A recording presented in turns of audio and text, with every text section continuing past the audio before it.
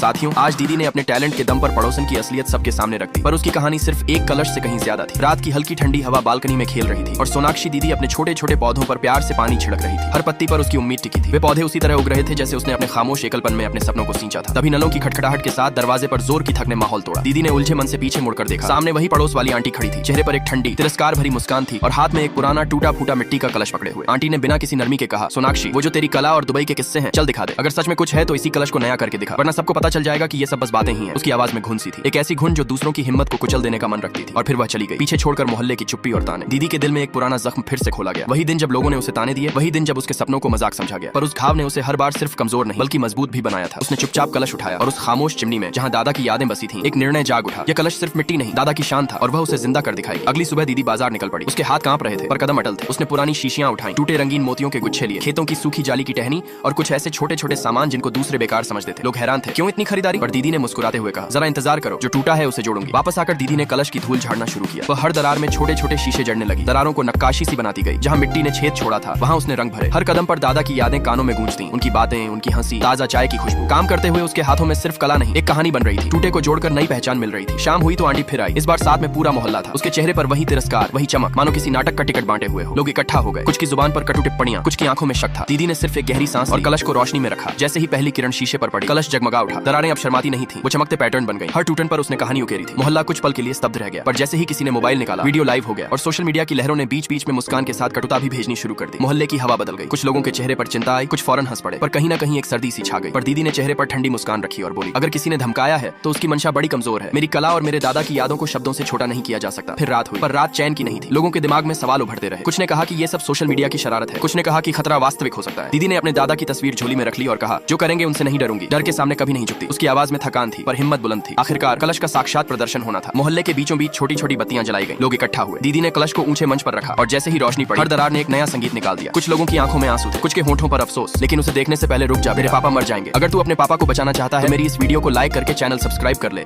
और comment box में love you पापा लिखकर जाना। लास्ट में माँ दीदी ने मटका सजा दिया।